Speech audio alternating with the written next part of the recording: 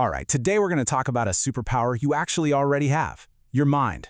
We're going to explore how mastering your inner world can, no joke, dramatically improve your life. And I'll share some really practical ways you can start doing that. So, let's dive right in.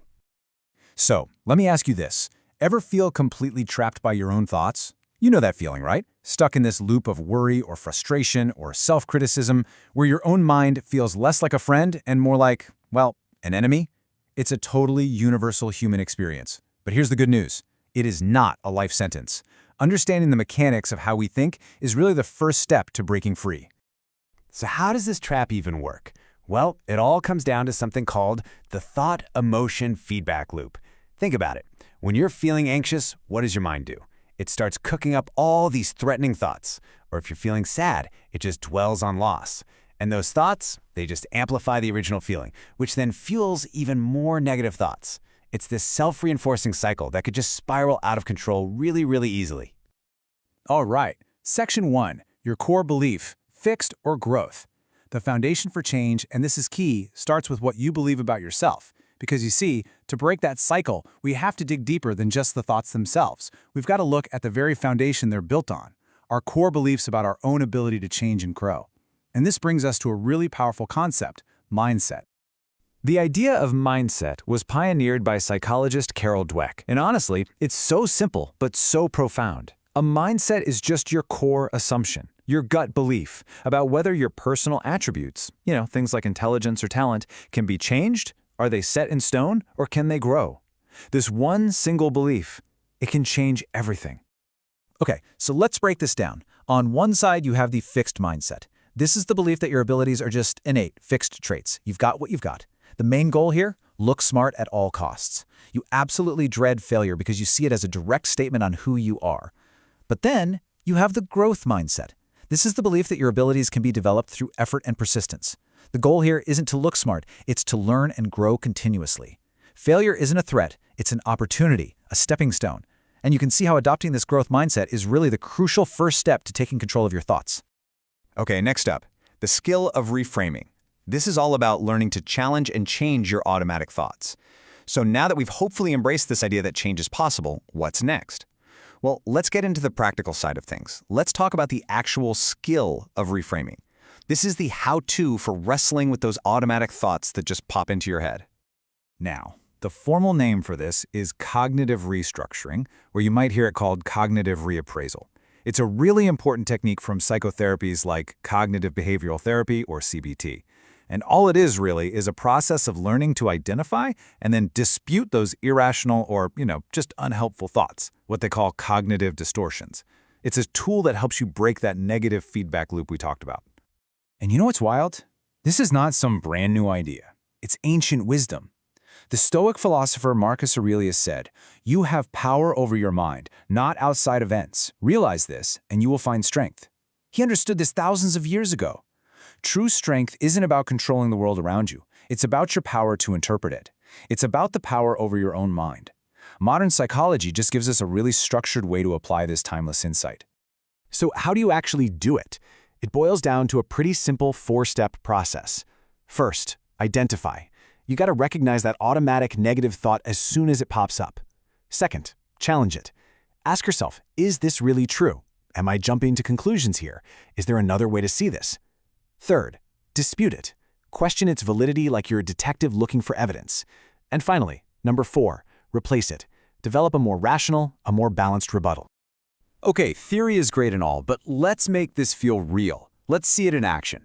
Imagine a super common, everyday stressor. You're on your way to a party, you take a wrong turn, and bam! Now you're running late. Let's see how this plays out. So your immediate automatic thought might be something like this. This road construction is terrible. The city needs to get it together to find a different way of detouring traffic. Now, this thought is totally rooted in blame and frustration, right? And where does that lead? It leads to you feeling angry, exasperated, maybe even ruining your mood before you even get to the party. This is a perfect example of that thought-emotion loop kicking into high gear. But here's the key. You don't have to completely erase that first thought. The goal is to let more effective, more helpful thoughts coexist with it. Things like, you know what, life happens. Or people probably won't care that much that I'm late. Or even, I'm usually on time. This is just a fluke. Maybe even, I might as well enjoy the scenery while I'm driving around. See, these aren't just fluffy positive thinking. They're realistic, alternative ways of seeing the situation that can dial down the emotional intensity and help you stay calm. All right, our next section, simple activities for flourishing. This is about putting new thought patterns into daily practice. So we've got the mindset, we've got the skill, but just like any skill, it needs practice, right? You got to work that muscle. So let's look at how we can build this into our daily habits. Here are some simple, evidence-based activities to make this kind of thinking feel like second nature. First up, let's talk about gratitude. This is all about an orientation to the good in your past. A really simple and powerful way to practice this is to just write down 3 to 5 things you're grateful for each day, or maybe once a week. And the research on this is pretty amazing. Studies show it can boost happiness, help you sleep better, and even reduce physical aches and pains. Next, we have savoring. Now, if gratitude is about the past, savoring is all about appreciating the good in the present. It just means fully immersing yourself in a positive experience as it's happening. There was one study that found that just taking the time to notice positive things during a daily walk significantly boosted people's happiness. It's that simple.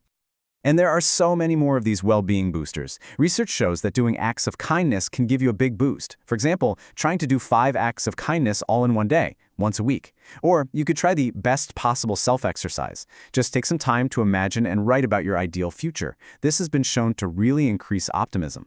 The key with all of these is to find practices that actually train your brain to start seeing the good. Okay, let's tie it all together. From thought to action. We've gone on a bit of a journey here, right?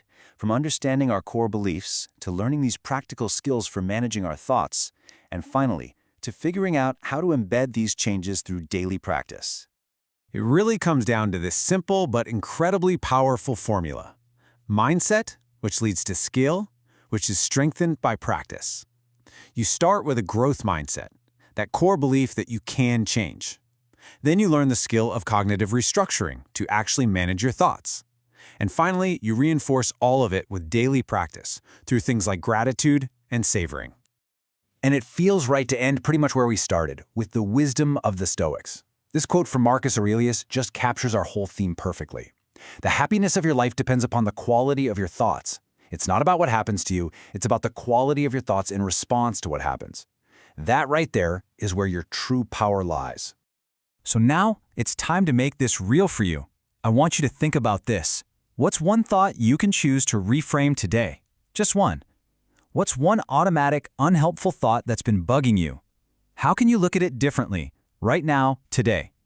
Because the path to changing your inner world, it all starts with a single conscious choice.